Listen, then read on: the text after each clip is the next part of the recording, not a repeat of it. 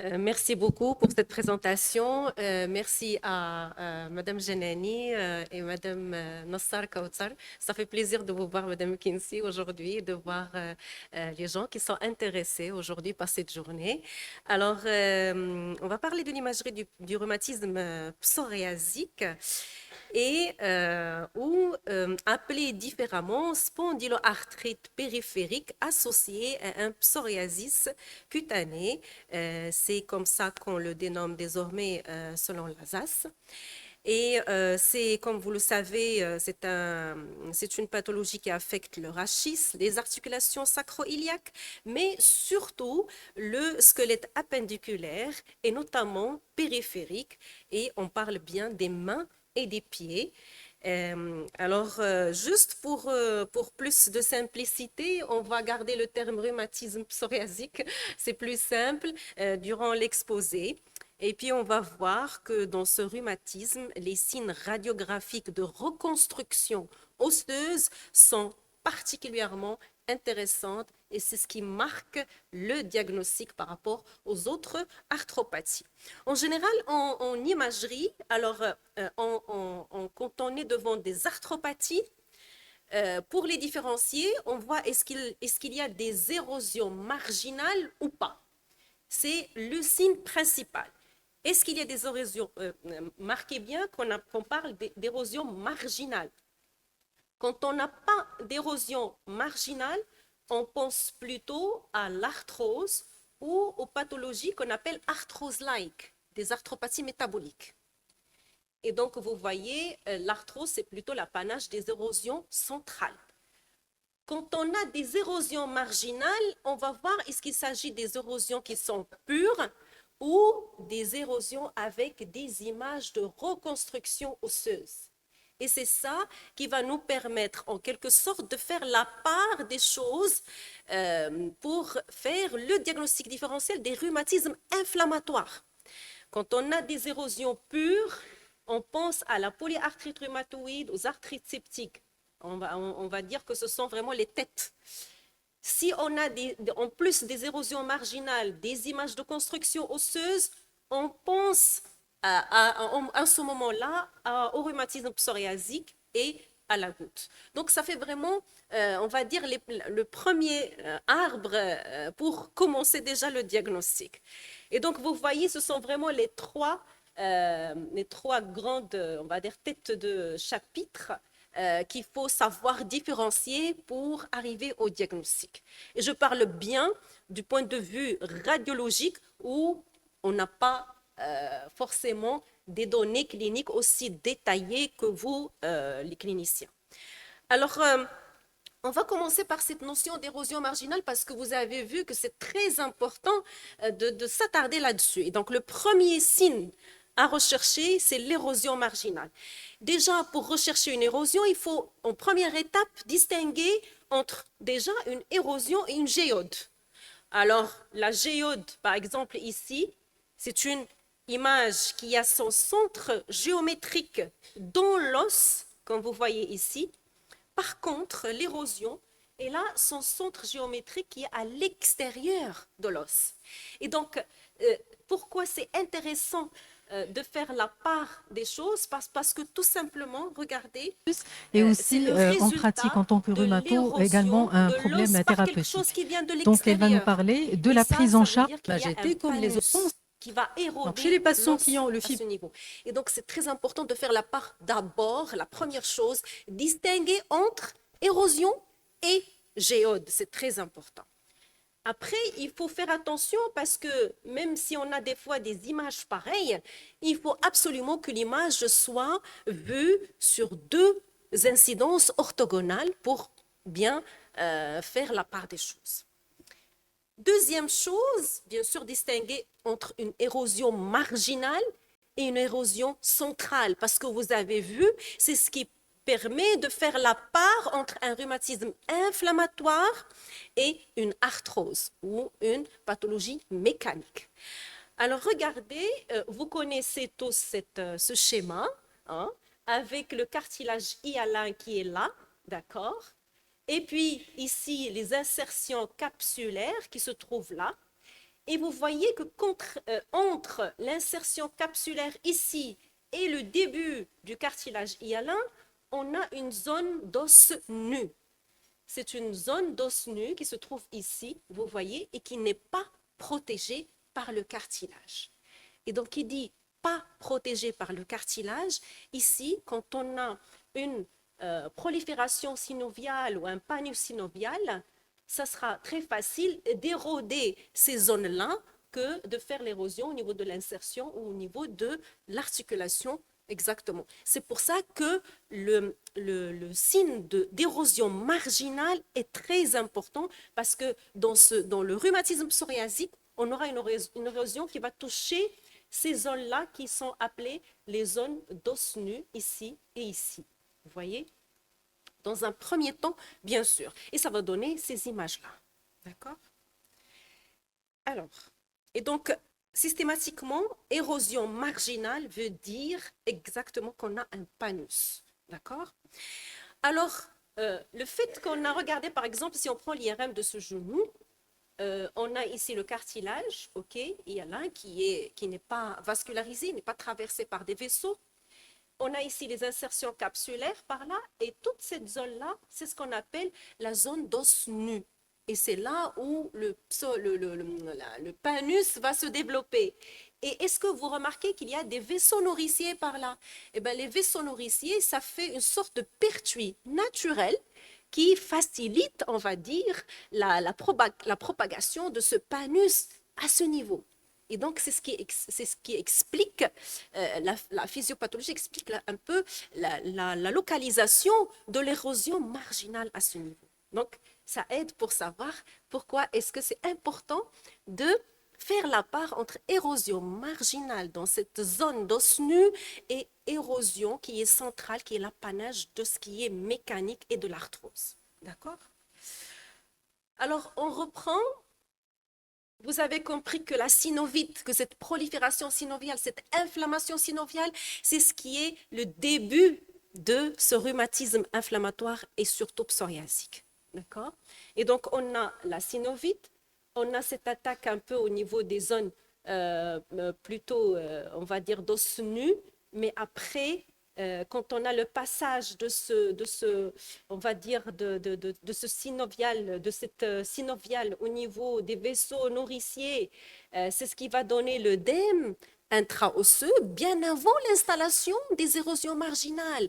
Et ça, c'est très important parce que l'œdème est une lésion qui est réversible, l'érosion n'est pas réversible. Et donc, ça permet déjà quand on fait le diagnostic de l'œdème osseux, peut-être de rattraper les choses. En tout cas, c'est à vous de le dire. Et puis, l'installation de l'œdème et des érosions marginales, avant que ce panus n'attaque carrément l'articulation, d'accord, jusqu'à la fusion et l'ankylose. D'accord? Donc, c'est ça vraiment la physiopathe. On va dire, au moment où on a la synovite, on peut faire le diagnostic par l'échographie, vous le savez très bien, avec la gradation, et aussi par le Doppler. Le Doppler, pourquoi? Parce qu'il différencie les synovites actives des synovites inactives. Ça reste quand même dans la pratique vraiment quotidienne, ça reste quelque chose de très subjectif quand même, surtout pour la gradation. On ne sait pas des fois, est-ce qu'on le met dans le grade 2, le grade 3 ou le grade 1. Ça dépend de votre réglage en échographie. On a déjà vu ça, je pense, avec une grande partie de vous. Réglage, ça demande, c'est opérateur dépendant, ça reste quand même quelque chose qui n'est pas très subjectif. Et puis, en général, il faut que le premier opérateur qui a fait l'examen, c'est lui qui doit faire le suivi parce qu'au moins il a les mêmes coupes, il a la même réglage dans l'appareil, donc c'est quelque chose de très, très important. Ici, juste pour vous montrer qu'à l'IRM, c'est très facile de voir la synovite, mais aussi regardez l'œdème osseux qui est là, c'est une très belle image. Regardez ici, c'est une T1 et ici, c'est une T2 Fatsaté au STIR selon ce que vous aimez faire, mais le STIR est beaucoup plus largement indiqué en matière d'œdème osseux. Et bien sûr, la synovite, on peut la voir que quand on fait l'injection de gadolinium, obligatoirement. Donc parfois, quand on cherche que la synovite, on peut faire que la T1 et la T1 injectée. C'est une T1 FATSA-T injectée qui permet de faire la part des choses. Juste pour vous montrer encore le DEM, vous voyez cet hypersignal, cet aspect blanc, la synovite ici. Et l'œdème osseux, c'est une lésion précurseur de l'érosion, comme on a vu. Alors, puisque, comme on a dit, le rhumatisme psoriasique touche les petites articulations, surtout les mains et les pieds. Et là, le problème qui se pose, c'est dans ce diagnostic d'érosion marginale, où est-ce qu'on va chercher cette érosion marginale? Et c'est ça le plus important. Si on voit par exemple cette MCP, cette métacarpophalangienne, vous voyez qu'à la face palmaire, la MCP est arrondie. Quand vous touchez, il est arrondi. D'accord? Et c'est ce qu'on voit ici, c'est ça. C'est cette ligne-là. C'est ça la face palmaire. Et donc là, on est vraiment antérieur. OK? Et puis la face postérieure, elle est vraiment carrée. D'accord? Et c'est ça, c'est ce qu'on voit, c'est ces deux lignes-là. Donc, il ne faut pas chercher l'érosion qu'à ce niveau, mais il faut chercher aussi à ce niveau. Il faut suivre ces lignes pour voir, parce que ça peut toucher en avant, mais ça peut toucher aussi en arrière. Et donc, c'est pour ça que je vous ai dit tout à l'heure, attention, il faut faire gaffe de ne pas prendre une géode, par exemple, une érosion marginale qui se trouve à la partie postérieure pour une géode. D'accord? Donc, toujours faire cette deux incidences orthogonales pour bien situer votre image et ne pas passer à côté d'une érosion marginale. D'accord? Je vous montre juste l'aspect normal. Regardez là, les deux colonnes là qui se trouvent. Regardez, ça, c'est là aussi où il faut chercher est-ce qu'il y a des érosions marginales. Donc, il suffit de suivre un peu la corticale et de voir s'il n'y a pas une perte osseuse. OK? Et là, tout ce qui est arrondi ici, c'est la face palmaire, on va dire le bord palmaire. Okay? Et vous remarquez, ici c'est le bord ulnaire, ici c'est le bord radial. Et donc là, on a l'articulation. Donc tout ce qui est marginal, ça va commencer par là, tout ça jusqu'à l'insertion capsulaire. Et l'insertion ici, elle est beaucoup, l'anthèse ici est beaucoup plus élevée. C'est asymétrique. Alors qu'au niveau ulnaire, l'insertion se trouve là. Donc la zone nue, c'est ici. C'est tout simplement ici. Donc, le bord ulnaire, on va dire que c'est un peu plus difficile de voir l'érosion à ce niveau parce qu'on a déjà une petite dépression qui est physiologique, alors que le bord radial, on a vraiment une large surface, on peut voir les érosions marginales. D'accord? Regardez par exemple, regardez là, c'est normal, vous voyez, tac. Ici, tout va bien. Et là, quand on fait le tour, non, on ne va pas voir ici, bien sûr, mais regardez, tac, on a une perte osseuse ici.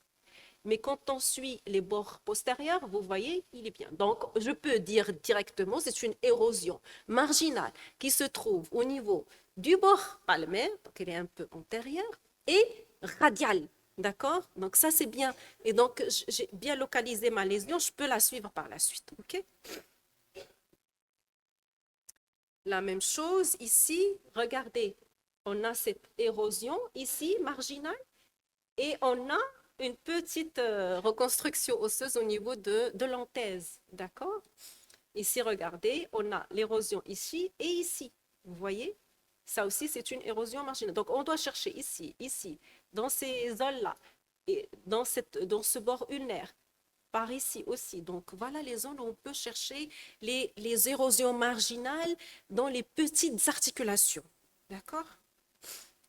Alors, quel est justement, maintenant qu'on a vu les érosions marginales, on a dit que les érosions marginales, on peut le trouver au niveau de la polyarthrite rhumatoïde et du rhumatisme psoriasique. D'accord? Donc, jusqu'à maintenant, on n'a pas vraiment fait la part des choses. À peine on a différencié un rhumatisme inflammatoire de l'arthrose. en sachant que même dans l'arthrose, on peut trouver des fois des petites érosions marginales. C'est pas très fréquent, c'est pas caractéristique, mais ça existe. Alors, quel est le profil, on va dire, évolutif de ces érosions marginales? Le profil, alors le rhumatisme psoriasique passe par 3 étapes. La phase de début, alors ces érosions sont sous forme d'œdème ou de déminéralisation osseuse focale, comme on voit ici, d'accord? La phase d'état, on a cette perte osseuse, comme vous voyez ici, typique. Et ici, on a ce qu'on appelle une érosion ancienne. Tout simplement, regardez la différence entre le bord ici et le bord là. L'érosion est déjà cicatrisée et corticalisée. Le bord est corticalisé. Et donc, ça vous permet de, on va dire, situer l'étape ou le temps où on est exactement. Et c'est rien que faisant une radiographie standard. Et ça, c'est bien. Donc ça, c'est ça le profil, on va dire, radiographique, d'évolution radiographique des érosions marginales. On a parlé de l'érosion marginale qui est un signe très important, comme vous avez vu, qui fait la part entre rhumatisme inflammatoire et arthrose. Le deuxième signe important, c'est la construction osseuse, la reconstruction osseuse pour être plus juste. Alors, la reconstruction osseuse, elle va être présente dans le rhumatisme psoriasique. Dans la PR, on a des déminéralisations focales, ou des érosions, mais on n'a que des images d'érosion pure. On n'a pas d'image de reconstruction. Dans le PR, dans le rhumatisme psoriasique, on a des images de reconstruction. D'accord? Et ces images de reconstruction sont assez typiques parce que dans les petites articulations, ils vont être sous forme d'ossifications qui sont spiculées. C'est ce qu'on appelle les efflorescences. C'est beau comme terme. Efflorescence osseuse. D'accord? Et puis, c'est ce qu'on voit ici. Regardez, par exemple, là, on voit qu'il y a une érosion un peu ancienne et des petites ossifications spiculées. Là, c'est assez bien visible. Et on va voir aussi les ossifications ou les reconstructions, enfin pas les reconstructions, mais les ossifications au niveau des insertions, des anthèses, comme c'est le cas ici. Vous voyez, là, on voit qu'il y a, donc on sait qu'il y a une anthésite. Donc, ces images de reconstruction osseuse sont très importantes pour différencier entre les types de rhumatisme inflammatoire qu'on a, et c'est un signe important pour le rhumatisme psoriasique. Donc, quand on a des érosions pures, on pense PR. Quand on a des érosions avec des images de reconstruction, là, on est vraiment en faveur d'un rhumatisme psoriasique. D'accord? Alors, si on fait maintenant si on combine érosion, construction, comment on peut les interpréter selon les étapes de ce rhumatisme psoriasique? On a vu, les 3 images sont des rhumatismes psoriasiques. Ça, c'est la phase où on n'a que l'érosion, ici, pure. On n'a pas des images de reconstruction, on n'a rien d'autre. Et donc, on a compris que le principal diagnostic différentiel, ça va être la polyarthrite rhumatoïde. Là, on a les érosions. Vous regardez, là, c'est une érosion ancienne, on peut le dire, avec des images de reconstruction ici. Voilà, ce sont les érosions qui se reconstruisent avec l'anthésite. Et là, le diagnostic différentiel va être la goutte, bien sûr. Et puis là, à la phase vraiment ossifiante, on a à peine ici peut-être un semblant on va dire d'érosion, mais plusieurs images d'ossification qui peut aussi prêter confusion à l'ostéophytose. Et donc, le diagnostic principal différencié, ce sera l'arthrose. Donc, c'est vraiment ça l'aspect, on va dire, selon l'évolution, quels sont les différents diagnostics différentiels, les principaux diagnostics différentiels selon l'évolution du rhumatisme psoriasique. On a parlé de l'érosion marginale, on a parlé des images de reconstruction osseuse qui se font au lieu de l'érosion et ailleurs, qu'il s'agit d'anthésite ou autre, et il y a le pincement articulaire. En général, on dit que le pincement articulaire est diffus quand il s'agit d'un rhumatisme inflammatoire et il est plutôt disharmonieux et asymétrique quand il s'agit d'une pathologie mécanique ou une arthrose. Ça, c'est bien quand on a une articulation qui est assez grande. Mais quand on est dans une pathologie qui touche les petites articulations, on sait très bien que dans l'arthrose digitale, on va avoir un pincement qui est diffus. Et donc, ce n'est pas ça qui va faire vraiment la part des choses. Le fait d'avoir un pincement diffus dans les petites articulations, ça ne vous donne pas un avantage pour faire la part entre ce qui est inflammatoire et ce qui est arthrosique mécanique. Et donc, ce n'est pas vraiment le signe phare qu'il faut rechercher.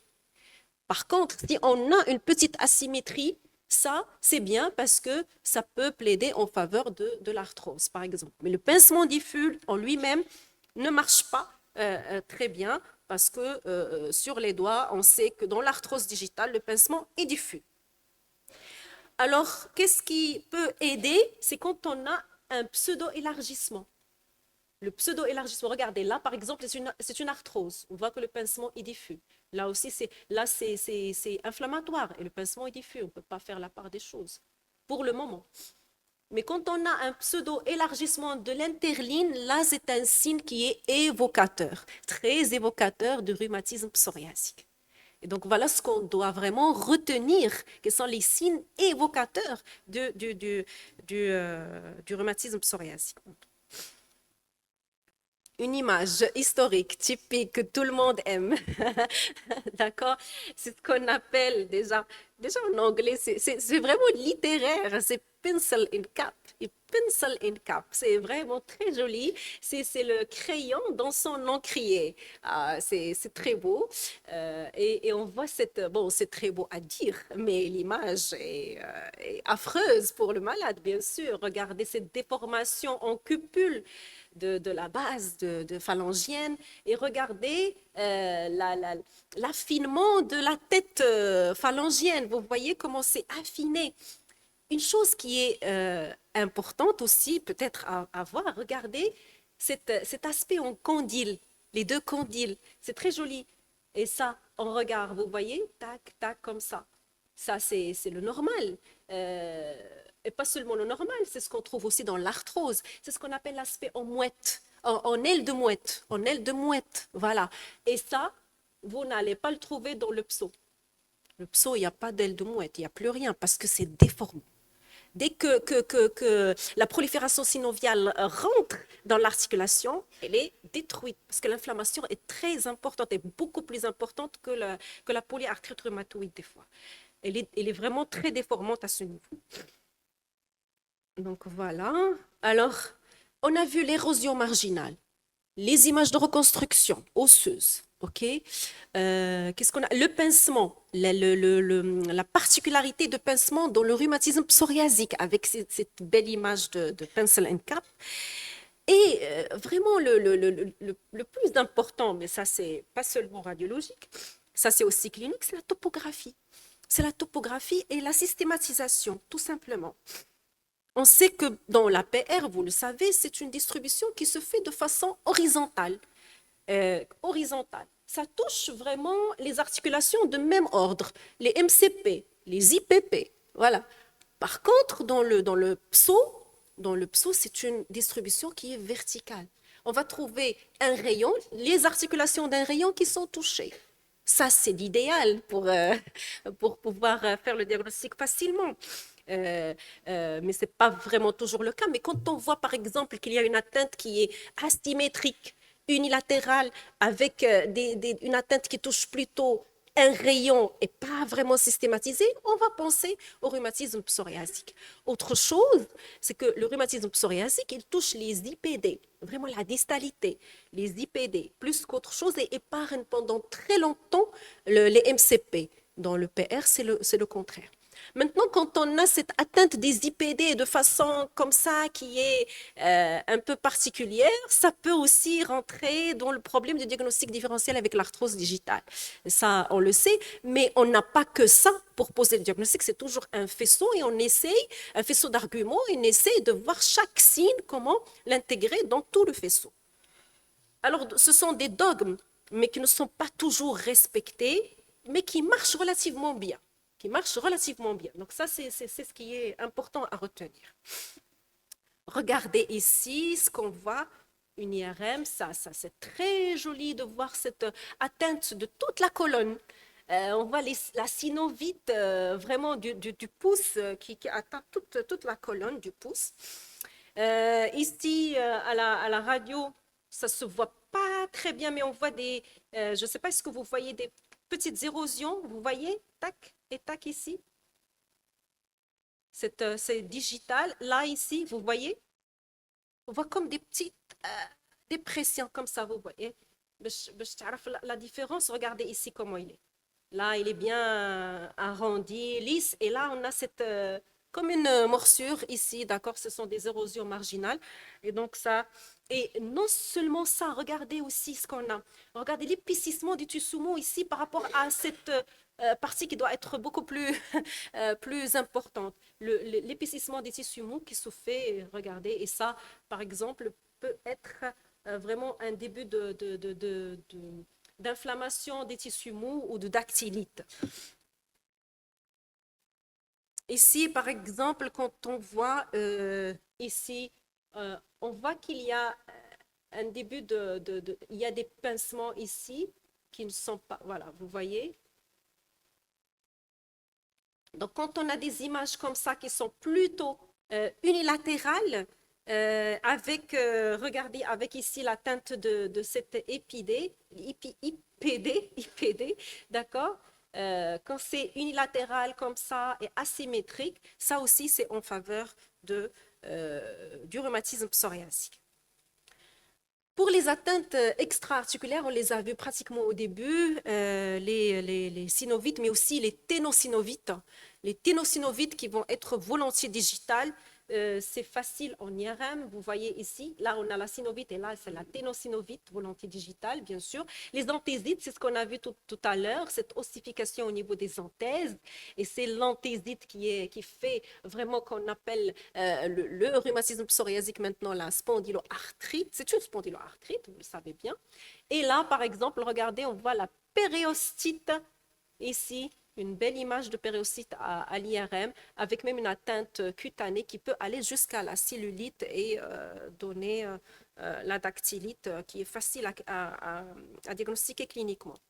Les signes d'anthésite à l'arrière-pied, avec ces érosions hyper ostosantes de la face postérieure, mais aussi de la partie inférieure du calcaneum. Et c'est l'abondance de la prolifération osseuse dans ces zones qui est évocatrice de l'origine psoriasique. On me fait signe que les gens veulent déjeuner, alors je voulais mettre beaucoup de choses, c'est pas grave. Alors, je veux vous montrer ça, c'est toujours les appositions périostées de type chronique, mais surtout l'importance de la tuméfaction des parties molles ici. Vous voyez des tissus qui témoignent d'une dactylite. La dactylite, cliniquement, elle est évidente, mais en radiographie, ça se traduit comme ça. Je finis rapidement par ce résumé parce que c'est ce qui vraiment permet de faire un peu la part des choses. C'est vraiment les trois pathologies phares qu'il faut différencier. Du point de vue, bien sûr, radiologique, bien sûr que vous avez d'autres façons de faire la part des choses. La distribution, comme vous voyez.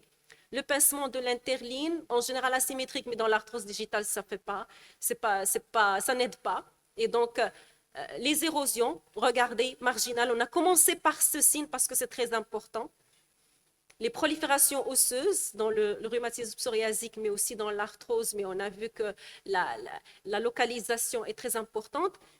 Je n'ai pas parlé de l'ankylose. Alors, l'ankylose, elle est quand même très importante parce que dans la PR, ça touche surtout le carpe et le tarse, alors que dans le rhumatisme psoriasique, on va avoir, ce sont les articulations distales qui vont être touchées. Donc, à chaque fois, vous avez une ankylose au niveau des IPD, des IPP.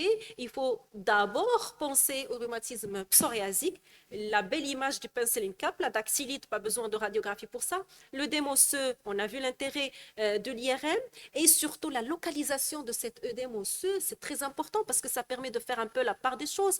Ça, c'est surtout sous-chondral parce que c'est vraiment articulaire, alors que là, ça vient de dehors vers le dedans, ça vient de haut en bas ou là de bas en haut, ça dépend de... En tout cas, ça va de la partie qui est loin de l'articulation vers l'articulation et les anomalies désenthèses qui font la définition du rhumatisme psoriasique. Et merci pour votre attention. Il y a beaucoup de choses qui n'ont pas été dites, mais j'ai préféré concentrer. Merci beaucoup, professeur Toé, pour votre focus très passionnant sur la sémiologie radiologique du rhumatisme psoriasique. Alors, on va peut-être prendre une ou deux questions parce qu'on est en retard. Docteur Rabia.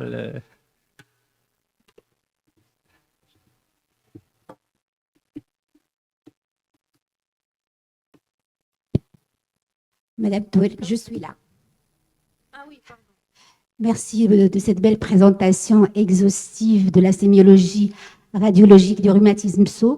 Une question très terre à terre. Quand on a une arrière-pensée de rhumatisme psoriasique et qu'on demande une radio main plus poignée, est-ce qu'il y a une précision à apporter, par exemple, face palmaire plutôt que dorsale? Il faut la préciser. Ça, je ne savais pas. Je l'ai appris aujourd'hui seulement, avec plein d'autres choses. Merci beaucoup.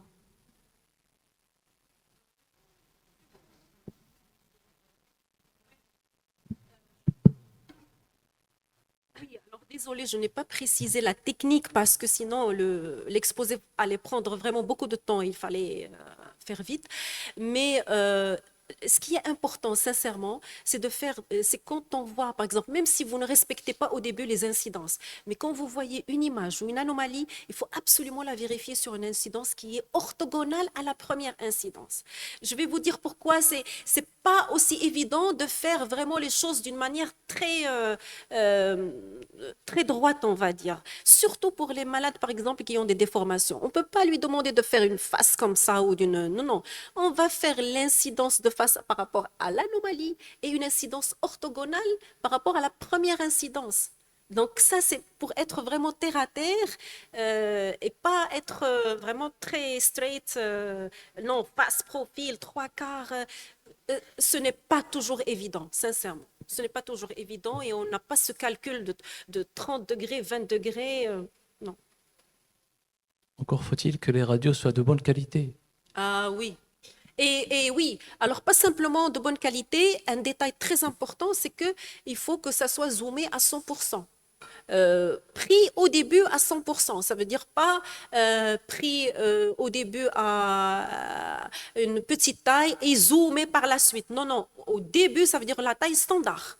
C'est une taille standard parce que maintenant, ce qui se passe avec les radiographies et les appareils, les nouveaux appareils, on prend des petites images et on arrive à zoomer et les faire dans un CD, par exemple. Mais l'idéal est de faire dès le début une taille standard à 100%. Pour les petites articulations, c'est ce qu'il faut faire. Et après, sur ça, on peut zoomer. Question, professeur McKenzie. Merci, monsieur Ménès. Madame Touel, bravo. Vous communiquez vraiment le fait que vous aimez ce que vous faites. Et ça fait plaisir. Et je voulais juste vous poser la question. On a des patients, des fois, qui ont des arthroses, évidemment, des IPD, on voit bien, et on trouve des petites choses qui nous rappellent le RP. Et on est un peu... C'est pas facile. Hein. Oui. Alors, des fois, même l'échographie ne nous aide pas toujours. Dans ces cas-là, il faut aller directement à l'IRM, il faut faire quoi? Parce qu'ils n'ont pas de pso. Moi, j'ai eu une dame chez qui j'ai mis le méthotrexate pensant que ça l'améliorerait au niveau arthrosique. Ça a marché sur la chose, c'est vrai. Mais a posteriori, on reste frustré parce que comment faire? Je n'ai pas voulu demander l'IRM, elle n'a pas de couverture. Enfin, elle n'avait pas de couverture. C'est une situation délicate qu'on a déjà vécue avec professeur Nastar, je l'imagine. Bon. Ben oui. Alors, c'est vraiment on ne se rend pas compte de la difficulté des choses quand il s'agit surtout d'une atteinte digitale, enfin d'une atteinte distale, de l'IPD isolée, sans aucun c'est vraiment très difficile de faire la part des choses en sachant que même parfois, il faut le dire, ce n'est pas, on a dit, il y a des dogmes qu'on respecte, mais dans la vraie vie, on tombe toujours sur les cas un peu particuliers. Mais je pense que la nature fait bien les choses et si on fait l'échographie d'une manière assez délicate et systématique et on compare vraiment, on pose par exemple l'index ou le deuxième rayon qui pose le problème avec la main qui est saine, où il n'y a pas de problème, on arrive à tirer vraiment beaucoup de détails qu'on ne soupçonne pas. Le problème, c'est que souvent on compare avec soit l'articulation qui est juste ou avec l'articulation qui est à côté, mais il faut comparer avec la main contralatérale, par exemple, ou le pied contralatéral. Une autre chose qui est importante, qui m'est venue maintenant à l'esprit, c'est que souvent, au niveau des pieds, quand on a l'atteinte du deuxième et troisième rayon, des fois, c'est très problématique parce que à ce niveau, il faut aussi avoir en tête les troubles de la statique. On a vécu un cas où on est parti très loin. Il y avait aussi un syndrome inflammatoire et tout, mais finalement, c'était vraiment un trouble de la statique. Donc, c'est parmi les choses auxquelles il faut réfléchir. Quand on n'a pas d'IRM, je pense que c'est l'échographie qui permet de faire la chose. Il faut juste être vraiment très patient et s'attarder et comparer. C'est la seule chose qui nous permet de faire la part des choses. Je pense que s'il n'y a pas de... C'est bon? Voilà, s'il n'y a pas de questions, remercions encore une fois, professeur Toé.